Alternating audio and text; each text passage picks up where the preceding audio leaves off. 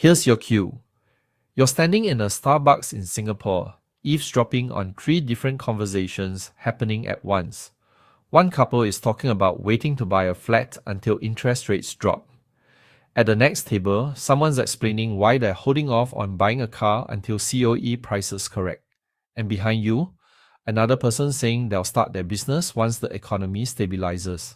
Now, here's the wild part. If you came back to this exact Starbucks 3 years from now, you'd probably hear the exact same conversations from the exact same people. Still waiting. Still convinced the perfect moment is just around the corner. Welcome to Why We Spend. Today we're talking about why waiting for perfect economic conditions to make big purchases is a bit like waiting for the perfect weather in Singapore. Spoiler alert, it's always either too hot, too humid, or about to rain. And if you keep waiting, you'll never leave the house. Let's start with what's actually happening in your brain when you're staring at that property listing or that car showroom brochure.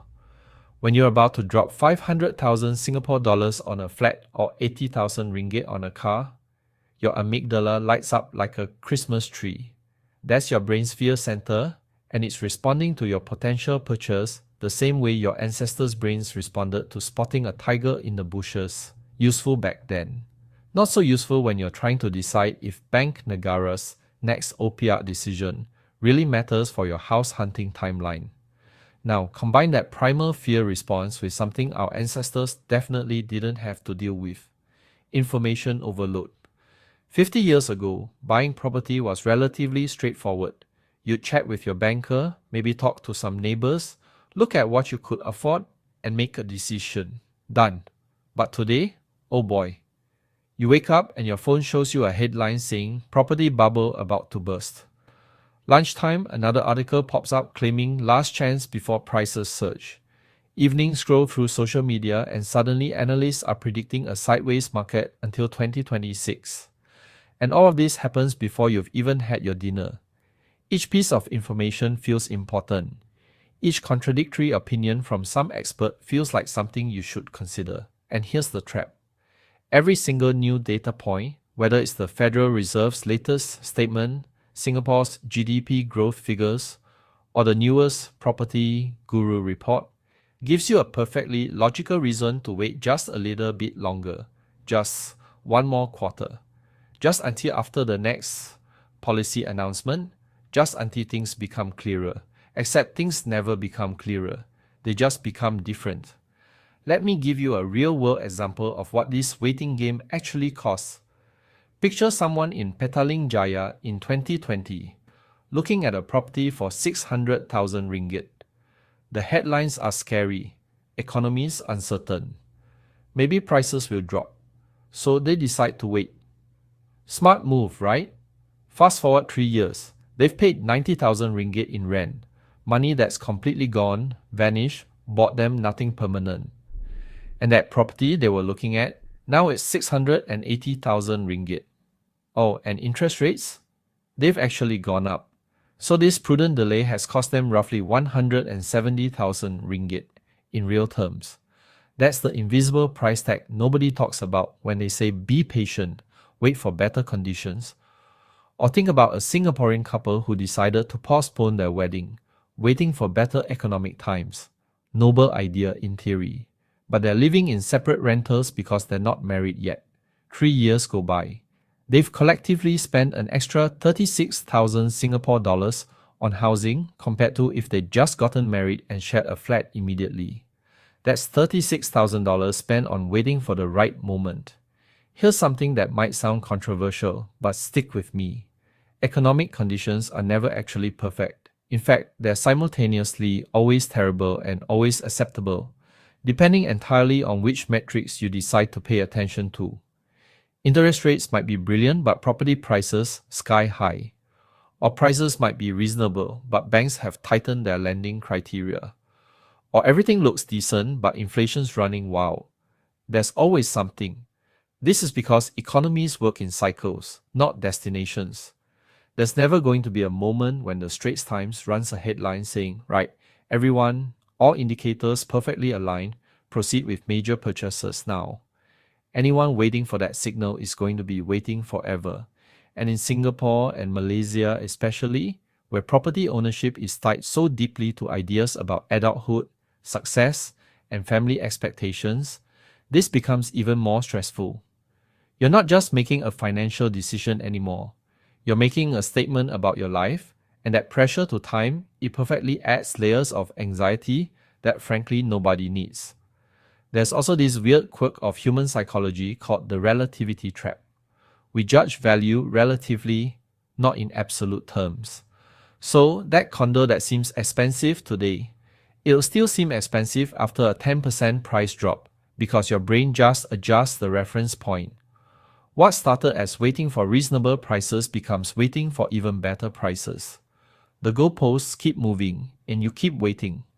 This is how you end up with people who waited through 2019 for better conditions, then waited through 2020 because pandemic uncertainty, then waited through 2021 for post-pandemic adjustment, then waited through 2022 because inflation fears, and now in 2024 they are still waiting because, well, there's always a reason, isn't there? Now, before you think I'm suggesting everyone should just make impulsive financial decisions, let me be very clear. Some delays are completely sensible. If you've only got 5,000 ringgit in savings and you're about to take on a 500,000 ringgit mortgage, that's genuinely risky regardless of what interest rates are doing. If you're waiting for job confirmation or dealing with potential retrenchment, yes, absolutely pause major commitments. If you need 2 months to properly research condominium management fees and understand what you're getting into, that's called due diligence, not paralysis. The difference is in the timeline and the criteria.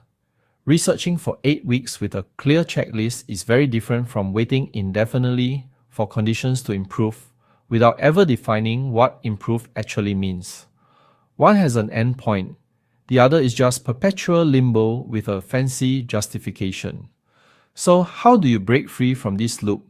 You shift from prediction to preparation. Stop trying to forecast whether Bank Negara will cut rates in quarter 3 or whether Singapore property prices will correct by 15%. Instead, focus on personal readiness with concrete parameters. Can you afford the repayments even if interest rates increase by 2%? Do you have 12 months of expenses saved as an emergency fund? Is the property price below 4 times your annual household income?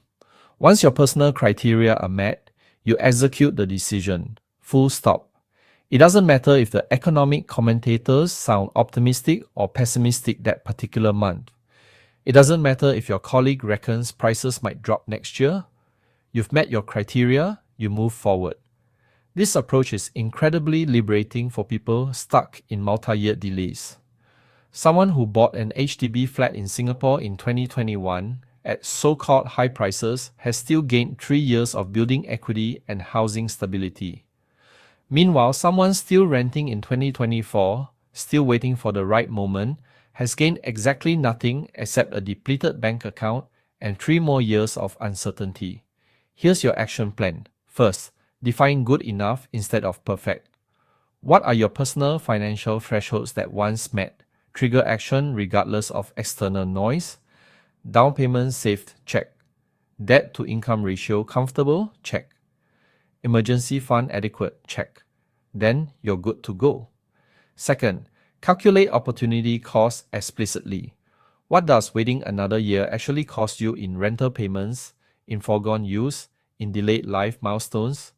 Often these real tangible costs exceed any theoretical savings from timing the market perfectly. Third, recognize that economic conditions exist in cycles, not endpoints. Reasonable conditions happen regularly. Perfect conditions never arrive. Fourth, separate investment decisions from lifestyle decisions.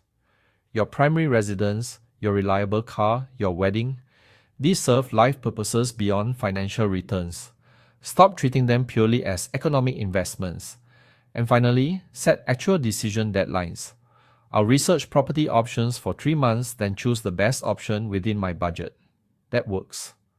I'll wait until the market improves. That's just Yong Yuan De tomorrow, always coming, never arriving. The goal isn't to ignore economic realities or make reckless decisions. is to recognize when prudent caution has morphed into paralysis. When waiting for perfect conditions has become an excuse to avoid the discomfort of commitment. Sometimes the best economic condition is simply being personally ready and moving forward with your eyes wide open, accepting that no decision comes with guaranteed outcomes. For more on the psychology behind your spending decisions, head over to whyWeSpend.com. And if you found this helpful, subscribe to our channel because understanding why we make the money decisions we make. That's the first step to making better ones.